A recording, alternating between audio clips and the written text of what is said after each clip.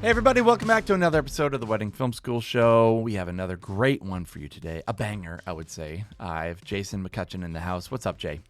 It's so great to be here today, and so great to be preparing for the Bubbly Brunch by Boston Magazine coming up. And like if you noticed, Jared, I have this custom Stop Go Love disposable cup filled with very classy Coke. I did notice that. Tastes delicious. Yep. And also I have this little rack card right here with a very, very compelling offer for our audience at the Bubbly Brunch. But we've been working a lot on, we don't do these shows that much, but Boston Magazine is a partner of ours, and they were like, oh, you come and do this. We won Best of Boston in their magazine this year, so we were like, yeah, let's do it. Let's try it. Jared has a deep dislike for wedding shows. I have a perverse like for them. I wonder why that is. I just think it's so much work. Well, I know why you don't like work. it. Yeah, but I don't know why I like it. Yeah. I've just had fun times at them. I think. Sure. And also this is my thesis on it. The branding, everything that goes into it, is stuff I enjoy. And I also like watching people react to things in real life. So if I go to a wedding show and I have a presentation, I can see the reaction on someone's face. And so in a sales setting, I would admit that wedding shows, if you're listening to this, I don't think we have a super strong opinion one way or the other on whether or not you should be doing bridal shows. Probably, I would say depends. So that's not what this is about, telling you to do or not do real life in-person shows. But what I like about it is it does give you, and I think you would agree with this, a very strong sense of how good your branding is. And I say that because think back on our first year, Jared. The very first way we got business was what? Yep. Wedding shows. Wedding shows. Yep. That was how we started our brand. This was in 2010, November of 2010. And our branding was so we had one wedding video that we played on a loop that was not nice. Yep. In hindsight, I mean, it was much. Our first joint purchase was two $600 TVs. Yes. From Walmart. Yeah. And that was in order to play this one wedding film that we had done in the summer for free and I think we booked 5 or 6 weddings out of it. Yeah, I remember we went to we only booked 2. Was it? But one of them was really good. Yeah. One of them, but we booked 2 from this wedding show. Now maybe 5 or 6 from wedding shows, but maybe not. I don't know. But we did it again the next year, and we really did well. The point being, though, is you don't book a lot of weddings, or at least we haven't at these wedding shows. I think typically because we're more expensive than most people. But every time I go, I walk by the other people's booths and I'm like, wow, their branding sucks. Their logo sucks. Their video presentation sucks. They pretty much are just sitting there with a little iPad, sitting down, by the way, behind the table that they give you at the trade show. Let me paint a picture for you guys. Maybe if I can find some pictures, if you're watching on YouTube, I'll try to put some pictures up if I can find them. If I don't do it, it's because I forgot or couldn't find them. But me and Jared, when we would go to these wedding shows, we would built a giant background out of pleated pink. My sister is a designer. She made us these pleated things. They're really cool. I remember going to a closing down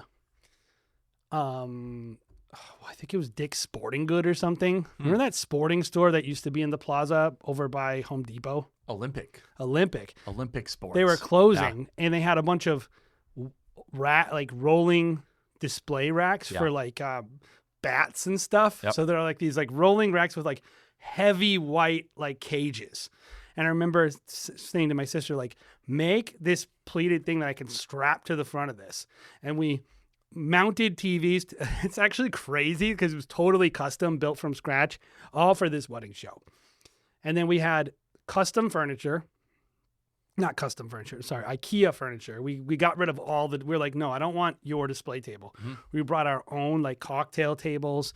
We brought our own coffee makers. I think we brought a couch or some kind of a bunch of seating. Yep. And we made this corner of our world Yep. at this wedding booth, and people are like walking by everyone else's booth, and it's black plastic table made with a black cloth, some crap laying on the table.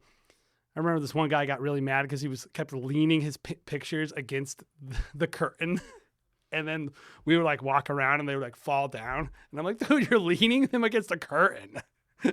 He ended up being our rival locally. Even though he's not our we were rival. video. And he's not a rival. Like Yeah. let's just say we're Yeah. not on the same level. But all this to say, like, we were so much better than everyone else that like the only person with a sick wedding at Castle Hill, like we jumped like 3 levels in the wedding we should have booked Yeah. because of the branding. Yep. And throughout the years, our films have improved, but the branding has always been almost better than most people, at least good enough, like at least as good, targeted to the right audience. The branding has always been very good. And I'm looking at this stuff, we're going to have like at our booth, like we have another custom booth that we got one of our friends at Form to create for us. And it was based on, what was the brand you sent me? Valentino. A Valentino. I saw something on Pinterest. I was like, that's cool. I like that. And it would be really cool at a wedding. Yeah. And like, It would stand out. If you go to Engage or if you're in LA at all or Vegas, like, like brands have a lot of like these pop-ups and things that they do that work really well if you consider them in terms of trade shows. So I was like, oh, this is sick. So we built this custom square, like picture frame, thick, beefy. Your specifications were Ralph Lauren blue. And so like I'm saying a bunch of words, but I want you to understand like how intentional it has been for us throughout our entire careers. And like, I've often thought like, why us? Why do we do so well? Our films are good and we love filmmaking, but we are consistently and super intentional, clean, organized, and better than our competitors with our branding. And so essentially what branding is what do people say about you when you're not in the room? How do you make them feel when they look at your brand presence? And that's not simply just like, almost like the film is almost not branding. The film needs to match the brand. The film is not the brand. It's like the film is like if you have a film that's like super hipster, but then you have like this kind of Stop Go Love logo, it's like off brand. It's like if you see a logo and you see the colors, but then you watch a film, you say that film doesn't match the brand. You don't say that brand doesn't match the film. Yeah. You know what I mean? Like I think brand precedes work. It's pre-sales. It is. Right? Like it's how do you make someone feel before they're even at the point of purchase? For us, we want to lean into nostalgia. We want to lean into family. We want them to feel all those things in an instant. So there's like brand associations we want to make. When someone looks at us, they're like, that makes me feel like this other brand. And communicate price too. Yep. Communicates price. It communicates just feeling. Like when you were saying like Valentino, like we want brides that want to buy Valentino. Yep. We want brides. We also are New England kind of vibe, which is the Ralph Lauren kind of thing. Yep. So we want that New England preppy person who also feels at home with our brand. So like none of it is by accident is my point. Anytime you go to like a PR agency or whatever, they'll just be like, well, who's your target, right? I think that's the first step is like, who do you want to be selling to? I think a lot of people are like, here's my product, who wants to buy it? And a lot of people don't think about like who their kind of target is, and this is probably most relevant for people that are trying to like elevate. It's like you figured out your craft. Now you're like, I want people to spend more money on it. Like people aren't naturally just going to be like, oh, we think you're worth it. Out of the gate, you have to be like, who's my next client, And I think for us, we're just like, hey, I want somebody who, reads the New York Times. I want a professional. I want someone who it probably comes from money, but definitely has a job. I don't want, the stay-at-home mom necessarily, usually. Like, and again, nothing against those people, but we've just found like, well, no, they're not. This is our target audience. I think the way to put it is like, what audience is your work making a promise to that, or is your work like your brand making a promise that your work can keep. So I'll say that again for so you can clip it. Which is, what audience is your brand making a promise that your work can keep? Yeah. It's like when someone sees the brand, then they should think, I think their work is probably like this. Mm-hmm. And then they're going to go, that seems like a brand for me. Mm-hmm. And then they look at the work and they go, oh, wow, this is a good thing or a bad thing I see in restaurants. This is not always, but how many times have you been to a restaurant? Hotels do this too. Where it's very like, they have a really cool name, maybe a really cool lobby or nice plates. And then you get the food and it's like, doesn't match. Yeah. Like, or like you go to the room and the room is just a normal hotel room. Mm-hmm. And you're like, you kind of like projected this elevated look, but it's a bait and switch. Mm-hmm. It's a bait and switch. And it's not, maybe that's not the right way to put it, but like you weren't ready to sell that. Mm-hmm. Like your brand isn't that, or your product isn't that. Your brand is communicating X, but your product is Y. Yeah. And I think that's a big mistake a lot of people make is like the brand is just a facade. Yeah. They elevate the brand beyond the work. And I think you don't want to do that. But that being said, probably a mistake more people make is the brand undersells the work. Yeah. It doesn't communicate to the right audience. Like maybe it's like bad. Like there's bad branding. There's some of you are just bad at it. And we'll talk about if you're bad at it and why you're bad at it. And that's understandable because a lot of people come from the world of like video production, which doesn't necessarily mean you're a good brander. No, good storytelling doesn't mean you're good at branding. Yeah. You know, so, and then some of it is like, not that it's bad branding or bad work, but misaligned. Yeah. This is what I see a lot of is I'm always like, this is not, they don't match. There's a mismatch here. It's like when people use overly epic music for the barn wedding. Mm-hmm. It's like there's a mismatch. Yep. And so all that to be said, me and Jared take it very seriously. It's been important to our success, more so than the longer I go, like the more I realize like, okay, like the branding that's on this document, right? If you don't, I'll show it to the camera so you can see it. Boo. But we have Stop Go Love. That's our logo. Very purposely chosen font. We wanted to communicate. I don't know. We were reworking it. What was the thought behind it? So, well, first of all, it's the same photo that's in the Boston magazine. The logo. Oh, the logo? Yeah. When the logo itself, script logo, something that feels kind of whimsical and handwritten. You know? And we designed this one we've had that logo for probably 7 or 8 years now. Yeah, we were going feminine. But also, I've changed it since then, so yes, that's not the most modern take, but light. We want it to be light, not overly feminine, not like flowers and stuff. Yeah, but you know, soft. Yep. But also at home at like these preppy weddings.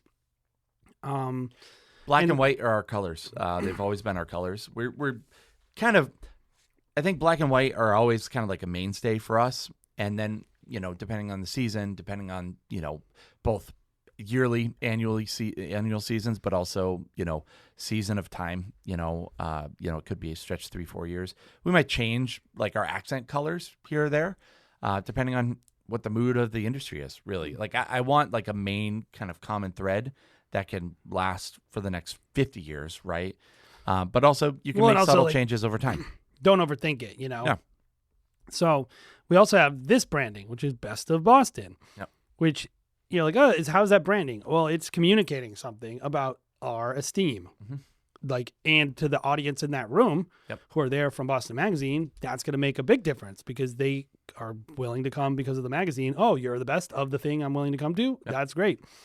We also picked a certain image, right? This image is a beautiful, beautiful image from a very popular venue and a very, very high-end planner.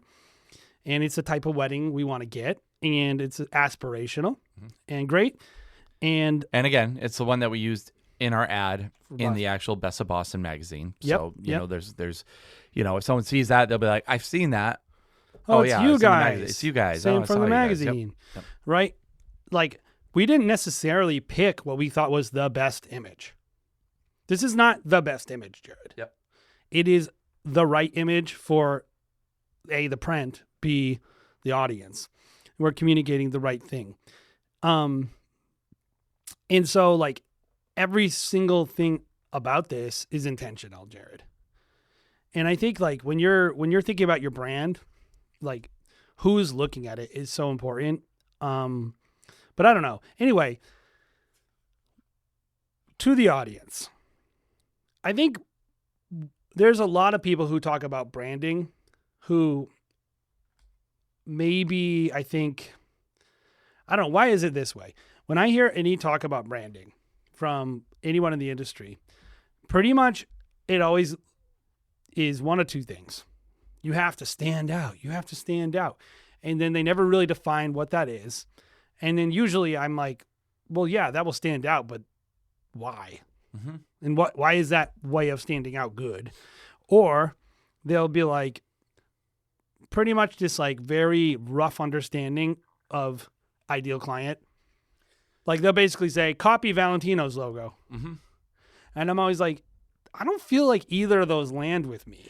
I think your first step is understanding your customer. And then your second step is understanding yourself. And then branding is a combination of the two, That's right? good. That's good. It's like you understand your client, like who has the money to pay for what what's their budget, like what are they looking for? But then also like who are you? Like for us, we're two dudes operating in a world that's mostly feminine. Like I'm not going to go out there and be like, "Hey guys, I like to fish and play video games." Clearly, like you don't want, even though that's a big part of who you are, and a lot of people will be like, show who you are. They don't understand like who I am doesn't necessarily project into the wedding world. I actually right? think this is a major mistake people make. Totally. I don't agree with that at all. No. If who you are is who your customer is, well, yeah, of course. Yeah. If you're like this beautiful girl and what you like is Valentino bags and like it caters to the wedding industry, great. Be yourself. You can just run with it. It's very easy. You see a lot of people be very successful in that way because it just already matches. But for a lot of people, a lot of videographers, especially a lot of men who are probably listening to this podcast, what you like isn't going to be catering to the industry. You have to find a way or maybe find the things in your personality to really accent. So for me, that's like, hey, I'm a New Englander. I like New England things. I like being in Newport in the summertime. I like a lot of these things that I can really project. And it's still true to us and who we are and what we like.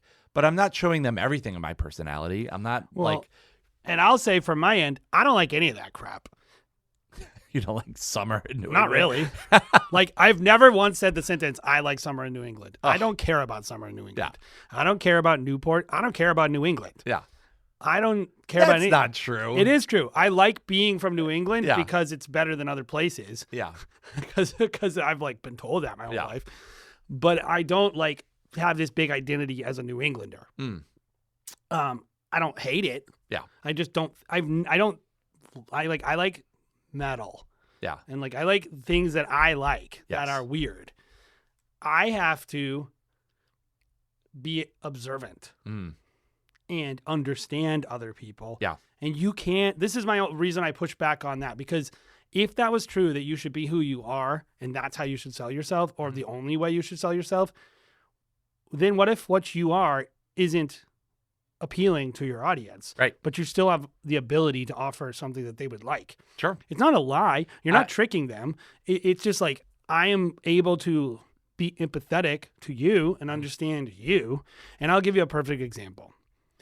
You ever notice this about really rich people? They don't have TVs anywhere in their house. Yeah. They're in the basement. They Or in don't. the- Really rich people don't have TVs everywhere. Mhm.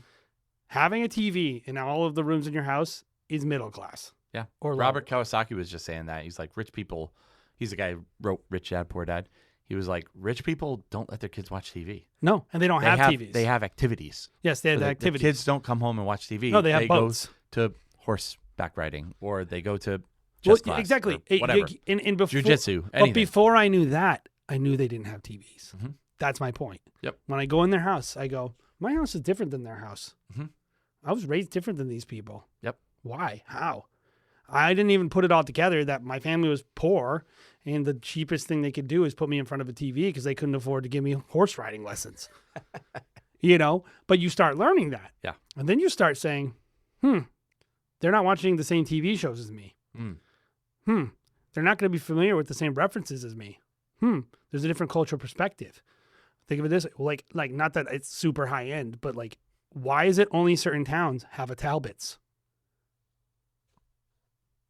If you don't know what that is, it's like a fancy it's not fancy, but it's like a overpriced rich lady, middle-aged lady store, right?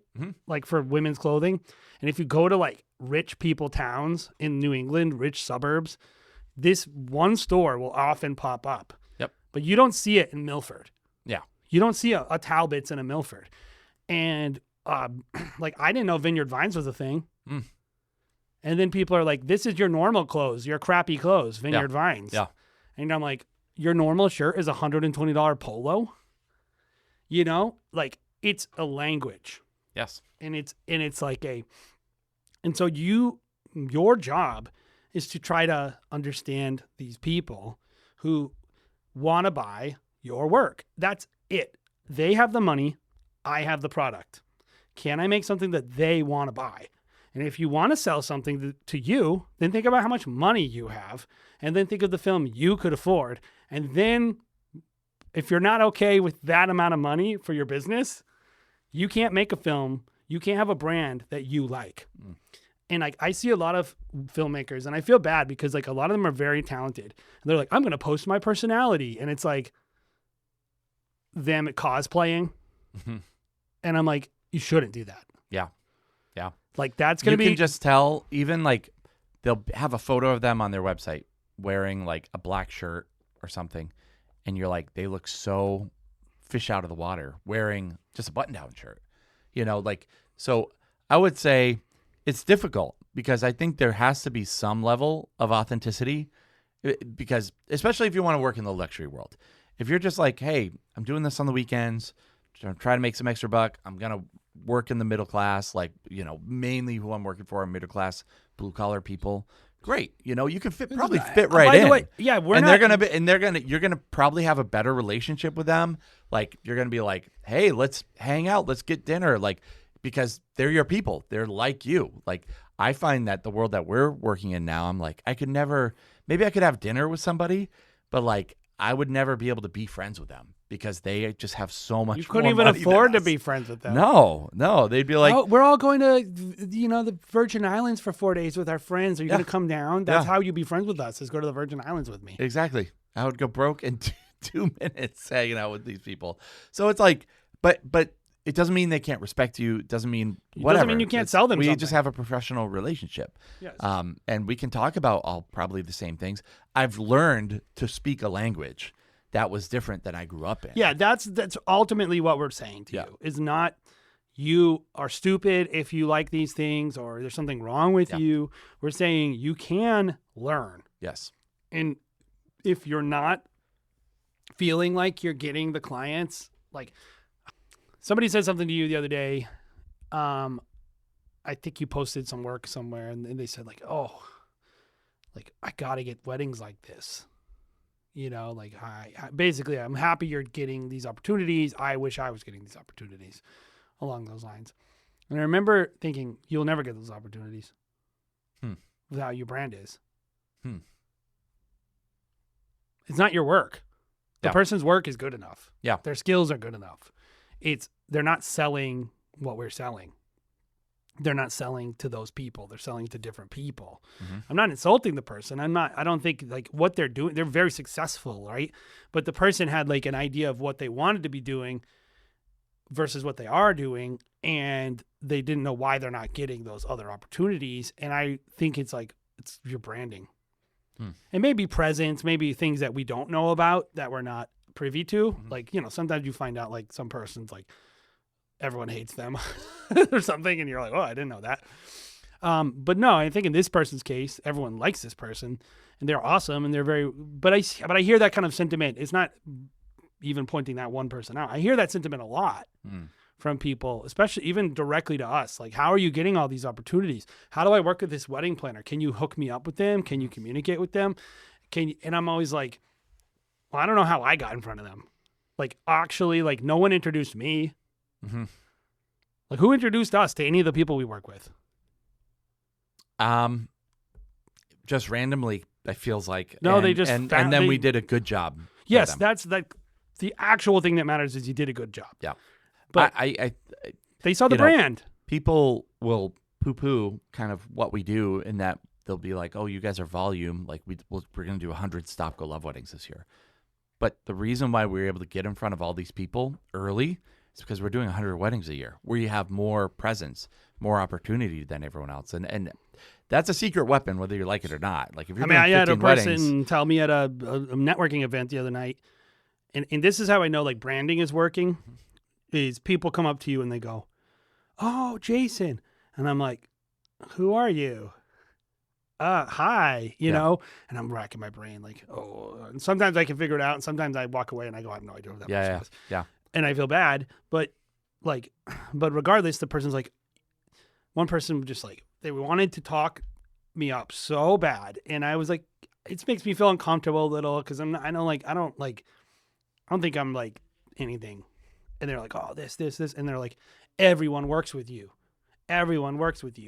When we talk about branding, we're talking about, you know, graphics, design, pick colors, all that junk. But it's also like the fact that everyone wants to show that they work with us means that the brand goes with their brand. Yes. It's like a suite of products that go together. Like if you were like think of it this way. When you think brand association, when I think Coach, Valentino, I think not the same. Mm-hmm. Coach is European, like English, in my mind. Even though, are they Italian too? I don't know I what have no idea at this point. Who knows? Coach seems French, but I don't know. Oh, no, maybe I they're don't know French. enough. They're French. But either way, like Valentino Yeah. is not like Coach. Valentino is Valentino. It might be, maybe you have Valentino with like, I don't know, Louboutin. Yeah. Coach you can find at like Marshall's now, But I it's think. not even just that. It's Yeah. like they have different brand presence. Like they don't match. Like you wouldn't want to wear like a Coach purse with your Valentinos. Yeah. Because they would have a different brand, like design language and a different thing. And I think that's how the wedding industry kind of is. It's like, oh, we're like kind of the same brand. Yeah. Like we work together in the same outfit. You know, and it's like that's been important to us is not only do we want branding that works for us, but it also works with our partners. Right. Yeah, I think so too. You know, and the wedding industry is growing up too. It's like I do feel like there are like New England. It's kind of like a very New Englandy thing. But there are people that are like, we're the weird New Englanders, and that's their brand. Great. That accentuates kind of who they are. And they work with planners that are going to do a little bit more eccentric work and, you know, work with people that are more artists. And, you know, I don't find us working with a lot of artists, but I'm like, that's intentional. Like if I work with an artist, they're a very successful filmmaker or photographer who's in that world, You know who what? makes money. You know what? To that point, Jared, you know, Yeah. I was talking about like how I'm not X, I'm more Y. Yeah. I'm more like that person, like a Yeah. weird artist, and I don't want to work with me. Yeah. Because I decided that I'm too cheap. Yeah. And I know what I value, and I wouldn't spend. I know based on virtue of who I am that I am not the thing that my brand should speak to. Yeah. And I think a lot of you guys, you're like, I don't fit in this industry, and it's like use it. Use the fact that you're an outsider to inform what not to do. Like, if you think like that's so dope, that's a good sign to maybe not do it. And when it comes to graphics and, you know, you could probably get away with it in terms of like some of the ways you shoot. And fine, maybe you blaze a different path, but like if you're struggling is what I mean. If there's an outcome you're not liking, maybe run some of your instincts by someone who's maybe a little more the target audience and say like, I think this is dope. This Black Skull. You know, I always look at Till Death. Yeah, I think they're Australian, right? Yep. Work is great. I don't think they could do a lot of New England weddings. Yeah. they're probably fine. They don't care. They don't need to. But say you're like a person who like thinks Till Death is the dopest brand ever in weddings. Till Death, Bottle Brush, you're doing you love all the brands. And then you're like, I want to shoot this wedding. And I'm like, I don't know, man. You can try, like, go for it. But I got to tell you, like, I don't think this bride's going to buy a skull and crossbone wedding. Yeah. And, again, I do think I would hope that things would evolve and change and there's multiple different types of people. I mean, in a place that's very conservative, which is funny to describe New England as conservative, but it is very conservative. Very conservative. It's very conservative in that, in certain ways, very liberal in other ways. Like their politics are very liberal, but conservative in terms of they don't want things to change. It's a very NIMBY kind of world. Like, not in my neighborhood, like, yeah, all that stuff, but like, we want it to feel, on Cape Cod, they want it to feel like it felt 100 years ago, relentlessly. Every town will not allow people to build. Like, it's old school. New England has literally rules in the signage department. Yes. Where they'll say you can only use these 4 colors in your sign. Not all New England, but like if you're in one of like the fancy towns, like some of them have no fast food rules. Yep. There are no chain restaurant rules. It's kind of European in that way, right? And so, leaning into what that is as a wedding film company, I think has been really important to us and, it's worked out well for us. Like, we just want to set the standard and allow all the people that are doing kind of weird stuff to get the weird people. That's fine with me. Like, I'm fine with having a brand that does, it's kind of a catch-all for most people. Well, and I think you could take these same tips and apply them to the weird people and the outsiders. Like, if you want to do an outsider brand. Yeah. Like, we know. You did a wedding last year that was a little bit of like a weirdo outsider. I don't know how wedding. we got it. Joe Lauren. Oh, because he was likes a weirdo us. Joe likes us. Yep. But like, our brand wouldn't have gotten that client. I think actually they found us on the Knot. Maybe. Oh, yeah, because of the Vermont. Because it was Vermont. So unique situation there, which is we're the only people in that pool up there who I think are. So this is what I would say that I think is very relevant to the conversation is good branding is everywhere. Like, when you have a good brand, you have to make sure someone remembers it is the first thing, but then it has to hit people multiple times. That has been a huge key to our success. One thing that you mentioned, we've been to a lot of networking events in the last week or two. People always come up to me and they go, man, you guys are everywhere. How often do you hear that? I hear that something along the lines relentlessly. You guys are doing everything. I hear that everywhere. More than I hear I like your work. Or as much. But I'll say it's work. Like, and this is all part of branding. It's not about logos all the time, or flyers or whatever. My branding is last week. This was my week. Wednesday night, I was at WIPA, Connecticut. Thursday night, I was at a Boston dinner club that was meeting in Vermont. Boston Planners Club. Friday, we did Des Collectives, who's a furniture House company. House of Des. They used to be Des Collective. I think they changed it to Des Collective. I think the name of their Des Collective is the name of the company, but House of Des was the name of the event. So we did House of Des. We shot that Friday. Friday night, I saw every wedding planner again. I saw the same people Wednesday, Thursday, Friday. Saturday, shot a wedding. So it was like 4 days in a row, industry. And actually, people. The funny thing about that wedding is I'm there with the staff member the night before, the hotel staff. Yeah. I'm just chilling with the hotel staff from this hotel we work with all the time, which is on a BTS, which you should go watch. Yeah. Great staff, love those people. And then I'm seeing them the day of, and then me and Jared just are at this. We had a wedding at the same venue that they were getting ready at the same venue. I had a wedding at the venue at the Fairmont. You had a wedding right across the street. So like we built so the we same had like lobby. 5 people on our team in the same place for 2 different weddings. Yep. But that's branding. That's branding. Like everyone knew that we were there. They knew that we were going to be there because we told them, and they, it's just repeating like over and over and over again. We are the authority. We are the authority. We are the authority. Over and over and over again. Like that is a big part of our brand. And we the want authority to be the is authority. also like trust. Yeah. Like I trust this brand. Like you think about, I brought up guess Coach. What? The event that we're doing is at the same venue again. Oh, it is? Yeah, it's at the Fairmont. I didn't know that. Yeah, I we're thought going it to the Fairmont again. Oh, well, that's great. It's big. It's the hotel that's downtown. in Yes, Boston. and it's a big, huge room. Yep. But when you think about like what I was talking about earlier with Coach, right? You said, oh, they have Coach at like TJ Maxx. But the thing about Coach is a good brand in a lot of ways. I mean, maybe someone's going to mess with me like, actually, Coach is going bankrupt. Who knows? But like in that, like people think of it as expensive still. Yeah. So when they see it at If you're TJ middle Maxx, class. exactly. Yeah. When they see it at TJ Maxx, they go, I'm going to pay an extra $30 for that purse over the other one. And of course, like Coach has like range of products actually. Yeah. Like if you go to Real Coach, it's like a $5,000 bag still, but they're going to make a bag with the brand Coach on it. That's what outlet malls are, guys. Yeah. Outlet malls are not overstock. Mm-hmm. Outlet malls are a different manufacturer a lot of times, not every brand, but they manufacture them in a different factory with different materials to be a cheaper price. It's crazy when you think about it. It's literally just the brand you're buying. It's a totally different product. And you're willing to do it. You're willing to go there and buy the diesel jeans for $110 that aren't even diesels just to have the logo. Yeah. I mean, it's funny.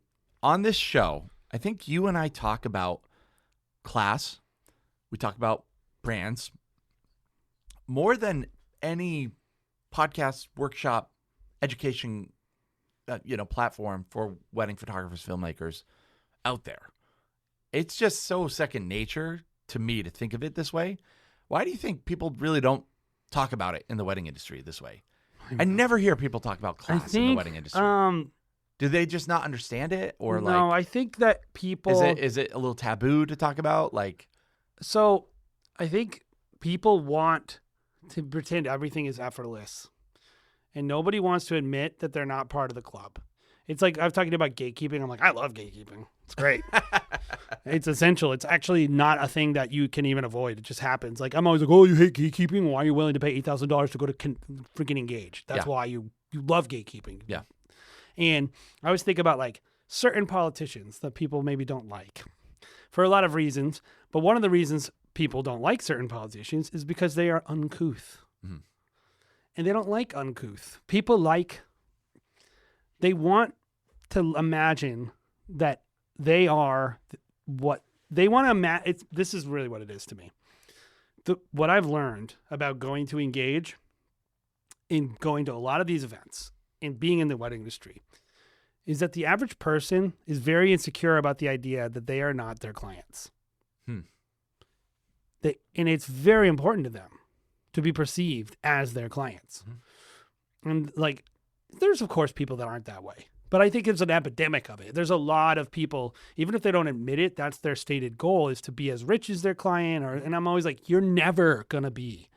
This person has a public company. You decided to do this dumb thing with your life. And they decided to be born into a rich family that already owned 7 houses in New England back when they were cheap. So they're just perma-rich and you're perma-poor. But like, so I think that some of it is like people want to be their clients so bad, and they place a lot of value. That's almost like why they got into the industry. It's to almost like dip their toe into a world they could never be in. Yeah. This is just me being a fake like psychologist. And I'm like, me and you are kind of like, I will never have that. And like, I have things in my life like kids, faith, music, art. Like, I don't really care about that stuff. Like when you said like, oh, like when I was like, I don't care about New England. Like, I don't care if people in New England think I'm part of their club. I don't care about doing things that are culturally like. Here's where I think it does apply to you, though.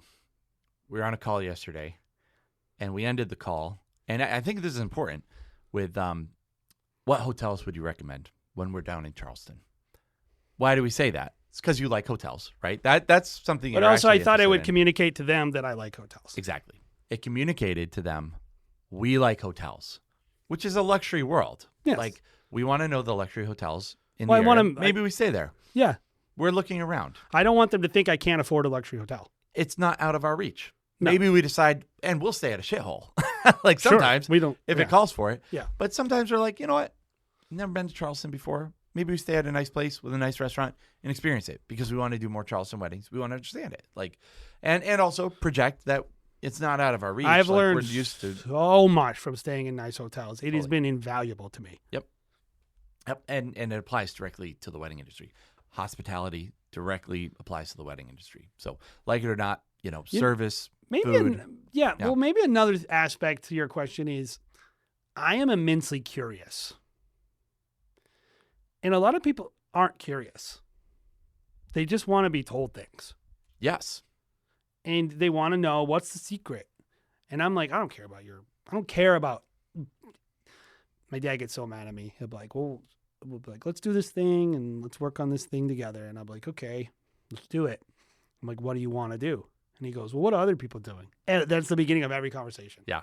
And it's an impasse. Yes. We can't get past, because I'm like, I want to do I'm thinking, what is the outcome I want? Yes. And he's thinking, what is the outcome that has worked for others? Mm-hmm. And it's weird because we're talking about branding and listening, and you would think that by starting with what works for other people would be a better way to do branding, but it's actually not, because you will make a bunch of branding mistakes if you don't know what you want to do. Mm-hmm. So what I do is, here's what I want to do, here's the outcome I want, and then I'll go and look and say, what's some similar things that have the outcome I want, not the first touch point that I want. Yeah. Like, who has the client I want, not who has the look I want, which is why I'm able to chameleon. Yeah. Because I don't really care about anyone's brands. I don't think any of these brands are good. Do I buy any of the brands I talk about? No.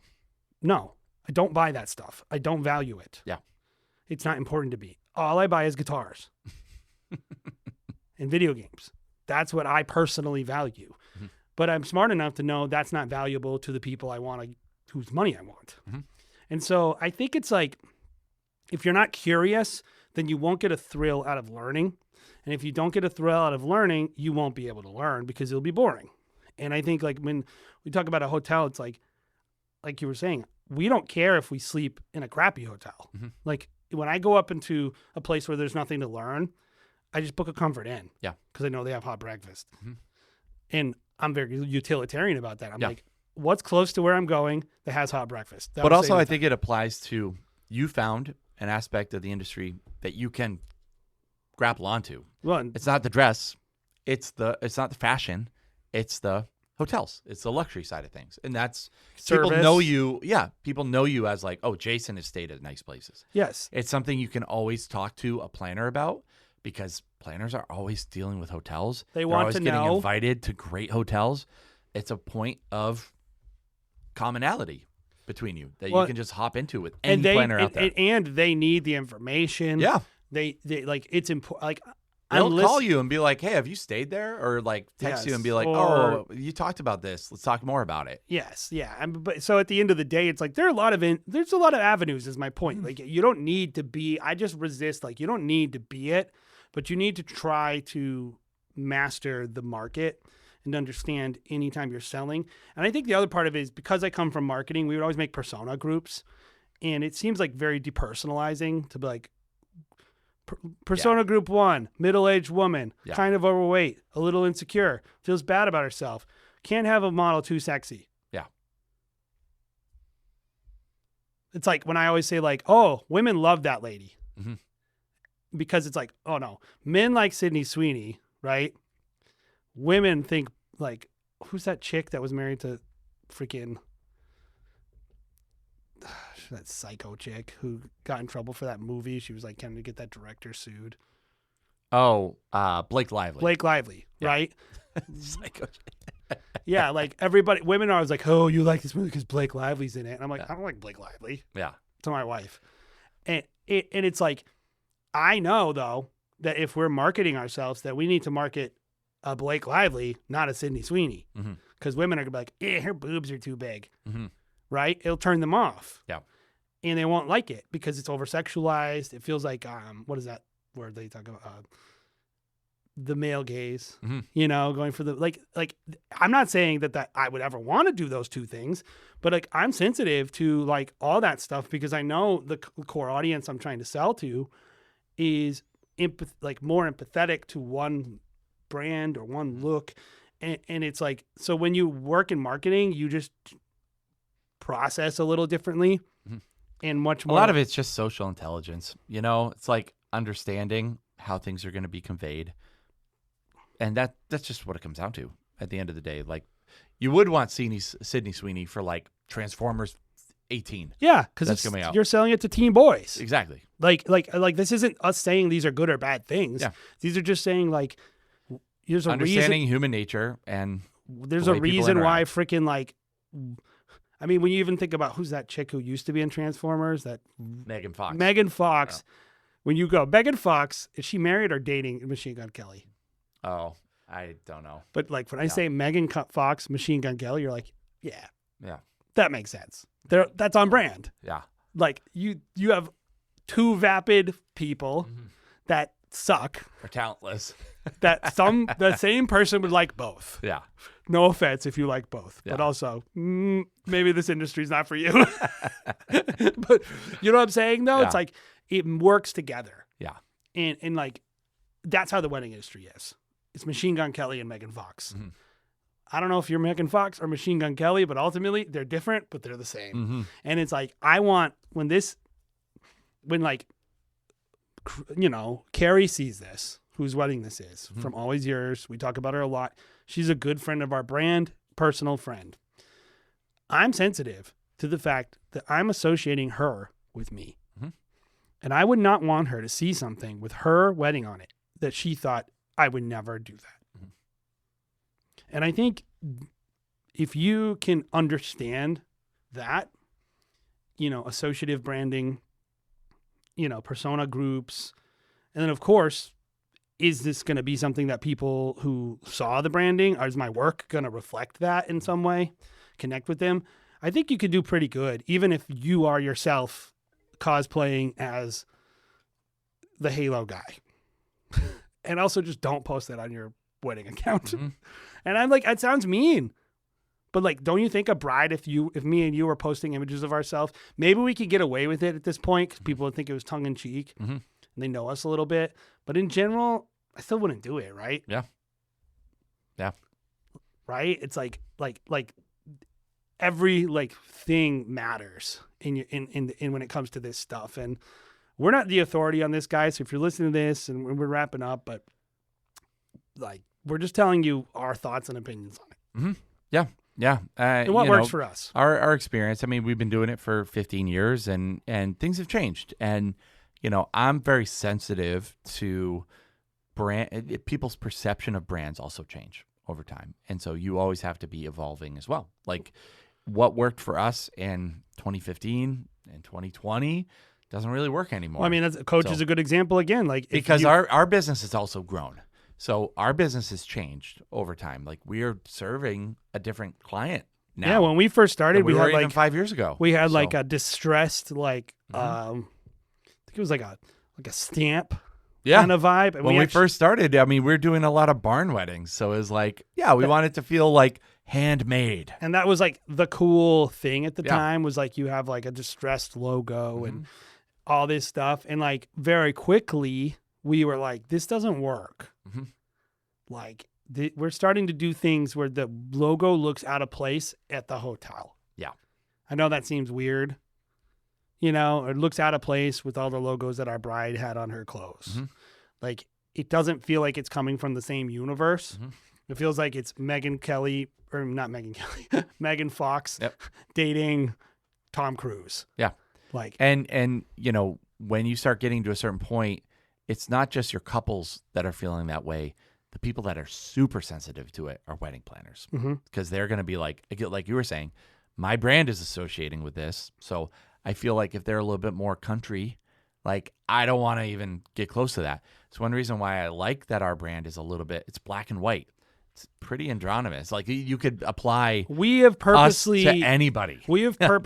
created our brand has a soft, and I don't mean soft like feminine. I mean like It A doesn't. safeness. It doesn't to make a strong statement. Yep. It makes a very universal statement, and it's generic in a way that we want it to be, which is this logo looks good at a barn, in a luxury hotel, in a destination wedding, kind of anywhere. It's not making a strong statement on purpose.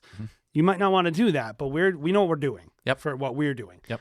And so, like, point being is only just be intentional and be a good listener and don't be a baby. Yeah. Like, don't take it personally. Yeah. Like you don't need to. Trust me, I'm good. I'm evidence number one. Like, I've never taken it personally that, like, no one likes the things that I like. When do I get to make a wedding that I like? Yeah. I'm always like, when I can afford it. Like, when a bunch of people who are into the things that, when a bunch of, like, metalheads are getting married and also rich, I could probably make the exact wedding I want, Jared. Remember when Richie Joseph did that goth wedding? You want to talk about misalignment? Oh, I remember after the wedding, he was so angry. I was talking to him. He's like, I don't know what to do with that. What's really funny about that wedding too is the couple didn't really get it either. Yeah. Like, they seemed sweet, and there was actually some, like, kind of cool elements of the event. But then, like, the people who were, like, organizing it from this hotel didn't understand what was going on. It was just like, it was funny because they had money. Yeah. They had money, and they did a bunch of really cool elements, but then, like, all the partners didn't get it. Yeah. Yeah. And so, like, they would have, like, this bright room with this black cake. Yeah. Yeah. It was kind of awesome, Yeah. and also kind of not awesome. Yeah. Well, that's why you need a planner. I don't think they had a planner at that one, but yeah, because that's what a planner does well, is, like, ties all those things together. Yeah, bring into your one vision together. lump sum and makes everyone on board. But Yeah. but yeah. So hopefully, guys, if you're, starting out, hopefully this points you in a direction, of, like, things to be thinking about, things that we've thought about that I think has been really great. I would just add, something that we just did a couple episodes on was these national kind of, like, video farms and photo farms. Oftentimes they have great branding. And that's one reason why you might not be getting booked as well. And they're doing so well is because they have the marketing budget and they have a good brand. And the proof is in the pudding. The video doesn't have to be as good. The because service the branding is definitively bad. Yeah. Service might be bad, but their branding's good up front, and they essentially trick people to get in the door. Yeah, it just shows people, like you, guess what? You don't have to trick people. Yeah. You can have good branding and be good. Yeah. Like, so it's like, imagine that. Like, Yep. So, and it is something that I would say, if you want to learn more about, if you want someone to just have eyes on your own brand, that's something I would coach someone on, because I feel confident enough to, like, get into someone's brand. So if you're interested, Jay and I, we both do coaching calls. Go to weddingfilm.school/coaching. You can get on there and book a time to meet up with either of us to look over your brand if you wanted. But hopefully this has been helpful for you guys. You can find us on 3 different YouTube channels: Wedding Film School, The Wedding Film School Show, as well as Wedding Film 101. 3 different channels, 3 different purposes. Go check those out, as well as on Facebook, The Wedding Film School, the classic Wedding Film School group, where you can ask questions, talk to members of the Wedding Film School group. We have a great community over there. Check us out on Instagram as well, the Wedding Film School Show. That's where you can find kind of live updates from the show itself. And I think that's it, guys. Hope you have a great week. Good luck shooting weddings this weekend, and we'll see you next week on the Wedding Film School Show.